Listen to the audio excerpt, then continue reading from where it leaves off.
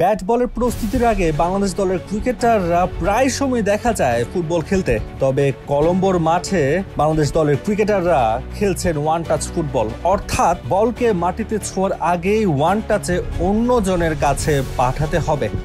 এমন একটি খেলা খেলেই মাঠের অনুশীলন নামবে টাইগাররা। তবে এই ওয়ান টাচ ফুটবলের পর কলম্বোতে বাংলাদেশ দলের ক্রিকেটারদের দেখা গেছে নাথান কেলির নেতৃত্বে নিজের শরীরকে ছাড়িয়ে নিতে বিভিন্ন ধরনের এক্সারসাইজ করেছেন জাতীয় দলের ক্রিকেটাররা। বাংলাদেশ দলের টেস্ট সিরিজটা খুব একটা ভালো যায়নি, 1-0 ব্যবধানে হেরেছে, তার উপর দ্বিতীয় টেস্টে ইনিংস ব্যবধানে হার। যদিও এর আগে বাংলাদেশের ওয়ানডে পরিসংখ্যানটা বেশ ভালো, তবে সাম্প্রতিক পারফরমেন্সে ওয়ানডেতে ভালো করতে মরিয়া টিম ম্যানেজমেন্ট।